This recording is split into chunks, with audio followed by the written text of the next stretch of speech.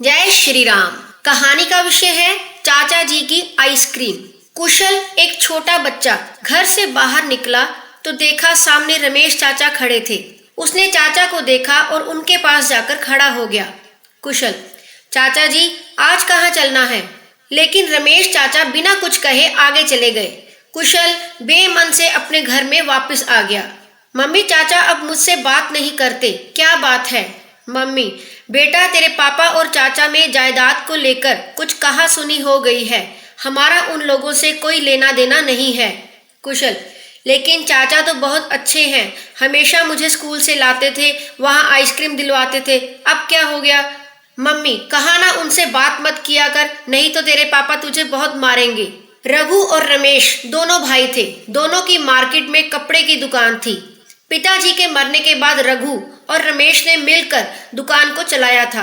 रघु और संगीता ने रमेश को अपने बच्चे की तरह रखा, उसकी शादी की। लेकिन शादी के बाद रमेश का स्वभाव बदल गया।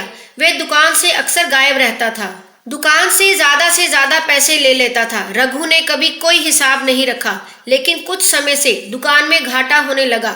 बाद में पता लगा कि रमेश ज्यादा पैसे ले रहा था।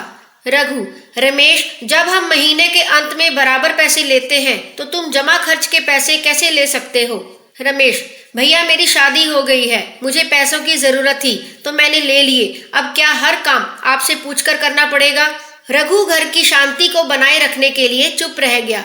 कुछ दिन बाद पता लगा कि रमेश ने वही मार्केट में अपनी अलग दुकान खोल ली है। रघु और संगीता इस बात से बहुत दुखी थे कि रमेश ने बिना बताए ये सब किया। रघु: अरे, तुझे अलग दुकान खोलनी थी तो मुझे बताता, मैं खुलवा देता। क्या तूने मुझे बताना भी जरूरी नहीं समझा? और मैंने सुना है तूने इसके लिए कर्ज भी लिया है, चुकाएगा कहाँ से? दुकान चलने में तो समय लगेगा। रमेश: आप मेरा हिस्सा दे दीजिए, उससे मैं अपना कर्जा चुका लूंगा। अब मैं आपके साथ नहीं रहना चाहता।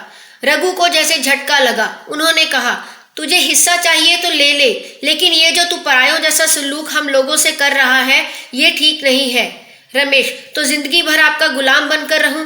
उस दिन के बाद दोनों भाइयों में खटास आ गई। रघु ने किसी तरह रमेश के हिस्से की रकम उसे दे दी। वह लेकर रमेश अपनी पत्नी रमा के साथ किराए के मकान में चला गया। दोनों परिवारों के बीच एक खाई सी खुद गई थी। ये बातें नन्हे से कुशल को समझ नहीं आ रही थी। वह तो आज भी अपने चाचा से उसी प्यार की उम्मीद कर रहा था। एक दिन कुशल स्कूल गया, वहां उसकी तबीयत खराब हो गई।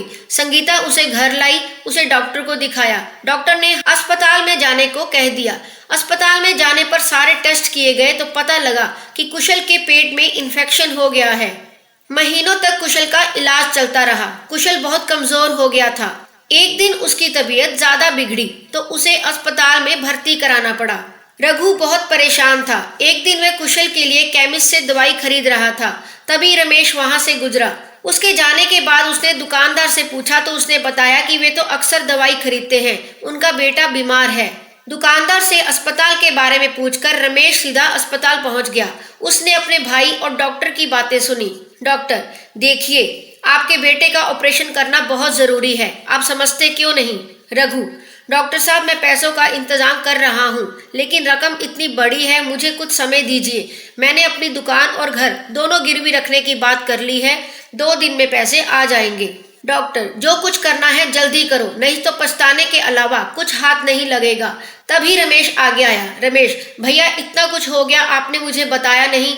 रघु: पता नहीं भाग्य में क्या लिखा है, तू कुशल से मिल ले, उसे अच्छा लगेगा। रमेश जल्दी से कमरे में गया। क्यों छोटे मास्टर, चाचा को भूल गया? अब आइसक्रीम नहीं खानी? कुशल चाचा को देखकर बहुत खुश हुआ। संगीता की आंखों से आंसू बह रहे थे। रमेश: चिंता मत करो भाभी, सब ठीक हो जाएगा। ये कहकर वह चला गया। अगले दिन सुबह डॉक्टर ने आकर बताया कि आज ही कुशल का ऑपरेशन करेंगे। रघु: डॉक्टर साहब, अभी तो पैसों का इंतजाम नहीं हो सका। डॉक्टर: क्या? लेकिन आपके पैसे तो जमा हो गए। रघु सोच रहा था, तभी उनके कंधे पर किसी ने हाथ रखा। रघु ने पलट कर देखा तो रमेश और रमा दोनों खड़े थे। रमेश: चिंता मत करो भैया, हमारा कुशल बिल्कुल ठीक हो जाएगा। मैंने कल ही अपनी दुकान बेच दी, अभी सुबह ही पैसे मिले तो मैं रमा को लेकर यहाँ आ गया। रघु की आंखों से आंसू बह रहे थे। पगले, ये क्या किया? अब क्या करेगा बिना दुकान के? रमेश: कुछ भी कर लूंगा भैया, लेकिन अपने बेटे को तड़पते नहीं देख सकता। रघु, कुछ भी क्यों, अपनी दुकान है ना, दोनों भाई वही बैठेंगे। दोनों भाई गले लग गए। ये देखकर रमा और संगीता की आंखें भी नम हो गई। कुशल का ऑपरेशन हुआ, वह ठीक हो गया। कुछ ही दिनों में अस्पताल से छुट्टी मिल गई। वह घर आ गया। रघु, रमेश अब भी अलग रहेगा मुझसे, जा अपना सामान ले आ, हम सब साथ में रहेंगे। रमेश, लेकिन भैया मैं तो अपना हिस्सा ले चुका हूँ, वो मैंने सब कर्ज में चुका दिया। रघु, पगले तू भी मेरे ही हिस्से में है, छोड़ ये सब, चुपचाप जाकर सामान ले आ। अब कुशल हर दिन अपने चाचा के साथ स्कूल जाता और वापस आते समय चाचा भतीजे दोनों आइसक्रीम खाते।